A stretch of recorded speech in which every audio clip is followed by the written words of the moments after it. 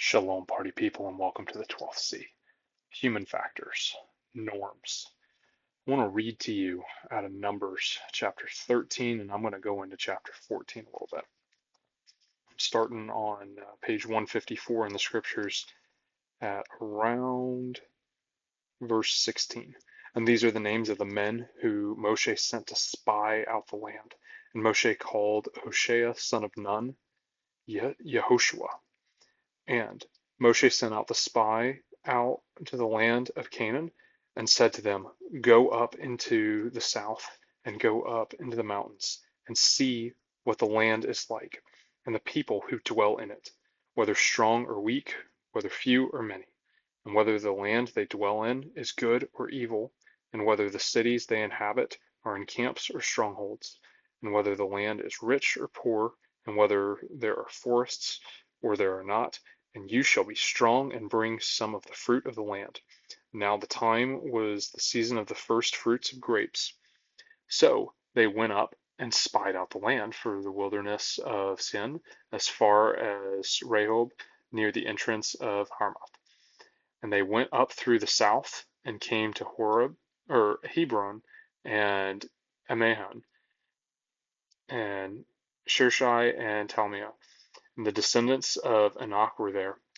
Now Hebron had been built 7 years before Tsin in Mitsrayim, and they came to the wadi Eshkol and cut down from there a branch which one cluster of grapes they had bore it between two of them on a pole, also the pomegranates and the figs. That place was called the wadi Eshkol because of the cluster which the men of Yisra'Єl had cut down from there. And they returned from spying out the land after 40 days. And they went and came to Mosheh and Aharon and all of the congregation of the children of Yisra'Єl in the wilderness of Paran in Karshek. And they brought back word to them and all of the congregation and showed them the fruit of the land. And they reported to him and said, We went to the land where you sent us, and truly it flows with milk and honey, and this is its fruit. But the people who dwell in the land are strong, and the cities are walled and very great, and we saw the descendants of Anaq there too. And the Amalekites dwell in the land of the south, while the Hittites and the Jebusites and the Amorites dwell in the mountains, and the Canaanites dwell in the sea along the banks of the YardЄn. And Kaleb silenced the people before Moshe and said, Let us go up at once and take possession, for we are certainly able to overcome it. But the men had gone up with him, said, We are not able to go up against the people, for they are stronger than we. And they gave the children of Yisra'Єl an evil report of the land which they had spied out, saying, The land, through which we have gone as spies, is a land eating up its inhabitants, and all of the people whom we saw in it are men of great size. And we saw the Nephilim, sons of Anaq, of the Nephilim, and we were like grasshoppers in our own eyes, and so we were in their eyes. Then all of the congregation lifted up their voice and cried, and the people wept at night. And all of the children of Yisra'Єl grumbled against Moshe and against Aaron, and all of the congregation said to them, If only we had died in the land of Mitsrayim, or if only we had died in the wilderness. And why is Yahweh bringing us to this land to fall by the sword, that our wives and children should become prey? Would it not be better for us to turn back to Mitsrayim? And they said to each other, Let us appoint a leader and let us go back to Mitsrayim. And then Moshe and Aaron fell on their faces before all of the assembly of the congregation of the children of Yisra'Єl, and Yehoshua son of Nun and Kaleb son of Jephthah, who were among those who had spied out the land, tore their garments, and they spoke to all of the congregation of the children of Yisra'Єl, saying, The land we passed through to spy out is an exceedingly good land, and if Yahweh has delighted in us, then he shall bring us into this land and give it to us, a land which is flowing with milk and honey. Only do not rebel against Yahweh, nor fear the people of the land, for they are our bread. Their defense has turned away from them, and Yahweh is with us. Do not fear them. So I can keep reading in that and go on to the response that the people of Israel had. And it didn't end well for them. They believed the report of the 10 of the 12. 10 of them were saying, "Hey guys, we're completely scared. Like there's giants in these hills, boys, and like there's no way we can fight them off." And Joshua and Caleb have something to say about that, and that's really more of what I want to focus on in this. Um, Throughout Israel's time dwelling in the wilderness, they have several different situations where they are just grumbling and griping and complaining. They see adversity, and their default response is to effectively either lay down and take it, complain, grumble, or say, "Hey, we need to go back." And take us back to slavery in Egypt because this just ain't worth it, kind of a thing. And so no wonder when they're doing this like 7, 8, 9, a dozen times practically, that Yahweh gets pretty frustrated with his people. And this is one of those instances that Yahweh's just had enough with them. And is like, all right, guys, listen, if you're going to grumble and complain about this 40 years, like this generation's going to die off, and we'll let the next generation go in and see if they're worthwhile actually chasing after me.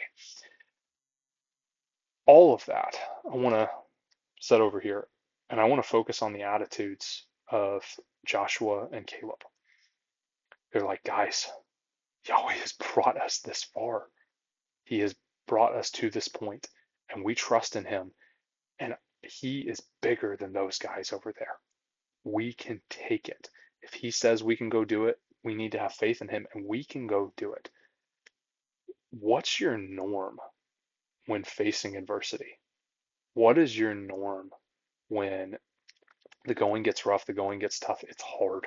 And I'm not getting into the like legitimate, like something is broken and you need to take time and recoup. I'm talking in the legit, like that's hard. So is that really worth doing? Some of the best things in the world are going to be incredibly difficult. And I encourage you guys all the time to go do hard things. And that's something that when we see something, just because it's impossible or whatever, or that's big, that's too, I'm not, good enough or whatever, is our hope and faith and trust in Yahweh. And yeah, he's not going to call us to do everything. He's not going to call us to literally single-handedly change the world. But he might use us in ways that we never thought possible if we actually trust in him. Let me give you guys just a little bit of a statistic on this. So, there's what like 35,000 kids that are in the foster system, and I could be incorrect on that specific number, but like you can Google foster children numbers and your state, and you can find a pretty reasonable estimation of how many kids are in the foster system at any given time for your area. And you can even Google like, hey, what are the foster numbers for the entire United States? And that seems like such an insurmountable number. And yeah, that's a lot. But what's crazy, and regardless of whatever you think about whatever denomination that's out there, you just look at like Southern Baptists, and there's a lot of Southern Baptist churches, and some of them are pretty small, and some of them are huge. If every Southern Baptist church, and like I said, I don't have any particular love or hate for Southern Baptists, but numbers that analogy lines up. If every Southern Baptist church adopted one kid per family for a total of 4 families out of that church, so the church has 100 families and 4 of them step up and adopt one kid out of the foster system. If every Southern Baptist church in the United States did that, there wouldn't be any kids left to adopt out of the foster system, which is just insane. Now, obviously, like some of your small churches, versus big churches, some of these bigger churches would need to step up. But in general, nationwide, if every Southern Baptist church had 4 families step forward and adopt one kid out of the foster system, we wouldn't have any foster kids left in the United States. And that's what's insane to me. We see these insurmountable numbers, and then it's like, how in the world is that going to be changed? It's like, well, if everybody steps up and does their part, which is still something incredibly difficult, incredibly hard, needs support systems all the way around them. If everybody steps up and does their part, then these huge problems actually become really, really solvable. Um, I remember seeing a statistic, and I don't remember the exact numbers, from this girl, Katie Davis, who she runs an orphanage in Africa, and she's adopted like 19 kids. And she talks about like abject poverty around the world. And she's like, if like what was it? I think um, less than 1% of the 8 billion people in the world, um, no, I'm sorry, if it's less than 1% of the 2 billion people who claim to be Christians in the world, would just care for one person, then abject poverty would be gone, which is just insane. Like you see these, millions, if not a billion people who are, um, in some level of poverty. And how in the world are we going to do this? Okay, so let's just say it's a billion people who are in poverty, which it's not that many, it's less. But still, that would be half of all Christians. Just step forward and take care of one person, um, and then boom, abject poverty is gone. Uh, some of these things seem insurmountable, but if Joshua and Caleb had been able to rally Israel, say, hey, we're going to go take Canaan, everybody grab your swords, how many times would somebody have to swing their sword before, boom, it's over? Oh no, there's all these giants. It's like, hey, you guys go here, you guys go here, deviate it out. We trust that Yahweh is going to get us through this because he brought us here and he didn't bring us here to die in the wilderness. So let's go. What's your default attitude? Is your norm going to be, oh, this problem's too hard, so it's not even worth solving? Or is it going to be, I trust that Yahweh can bring me through this? Because these problems that seem unsolvable, they are very, very solvable. That's why I encourage you guys. Go do hard things.